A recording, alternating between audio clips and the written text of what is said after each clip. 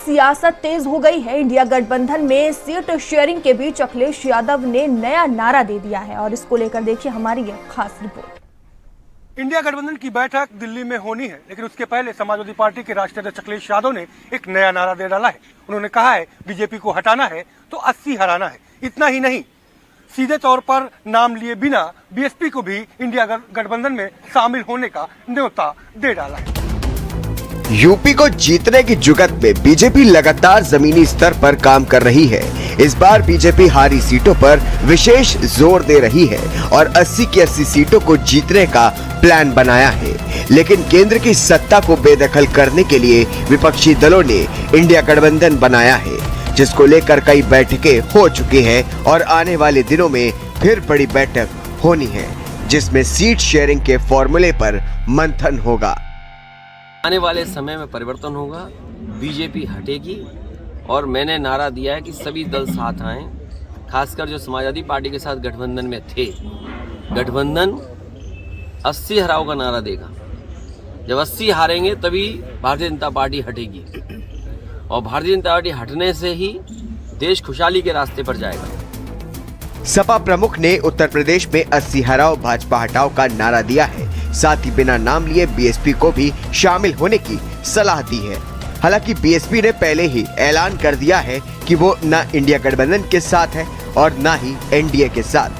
पर सपा प्रमुख के इस बयान पर अभी तक बीएसपी की तरफ से कोई प्रतिक्रिया नहीं आई है। पर ये जरूर कह सकते हैं कि जैसे जैसे चुनाव नजदीक आ रहा है, सभी पार्टियां नई रणनीतियों के साथ जीतने की भरपूर ताकत लगा रही हैं। देखिए, लोकतंत्र की मालिक जनता जनार्दन है। खोखले नारों से कुछ नहीं होता और श्रीमान अखिलेश जी ने ये नारा तो ये लोग INDIA गठबंधन के साथ ही दे रहे हैं, लेकिन अभी 5 राज्यों के चुनाव में श्रीमान अखिलेश जी को समाजवादी पार्टी की जनता जनार्दन में क्या स्पेस है वो भी पता लग गया। कांग्रेस पार्टी जो INDIA की मुख्य घटक दल है उसकी भी जनता जनार्दन में क्या स्पेस है ये भी उनको पता लग गया। तो भारतीय जनता पार्टी जनता जनार्दन के प्रति पूरी प्रतिबद्धता के साथ काम करती है और जवाबदेही के साथ काम करती है। देखिए, जहां तक इंडिया अलायंस की बात है, आदरणीय श्री राहुल गांधी जी ने पहले दिन कहा था कि जो भी भारतीय जनता पार्टी के खिलाफ मुखरता से, उनके मुद्दों के खिलाफ मुखरता से आवाज उठाएगा वो हमारे इंडिया गठबंधन दल का हिस्सा बन सकता है।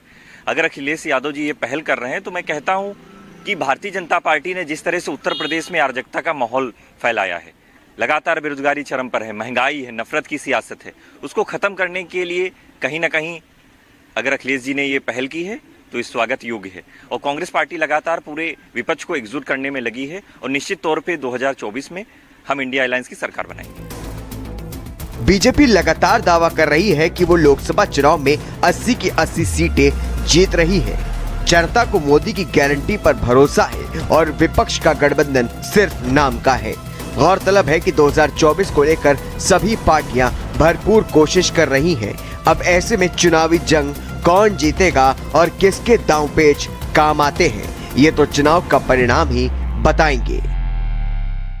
ये कहा जाता है कि दिल्ली की कुर्सी यूपी से होकर जाती है और यूपी जिसे सर आंखों पर बिठाता है वही दिल्ली का बॉस होता है। पिछले 2 बार से दिल्ली का सरताज बीजेपी बनी हुई है, लेकिन इस बार के समीकरण कुछ अलग है। हालांकि बीएसपी ने पूरी तरीके से एकला चलो की कहानी पर मोहर लगा के रखी हुई है, लेकिन इंडिया गठबंधन के तहत जिस तरीके से सीट शेयरिंग का फार्मूला अपनाया जा रहा है और यूपी को छीनने के लिए जिस तरीके से शतरंज की बिसात बिछाई जा रही है, उससे कहा जा सकता है कि इस बार की लड़ाई थोड़ा टेढ़ी होने वाली है।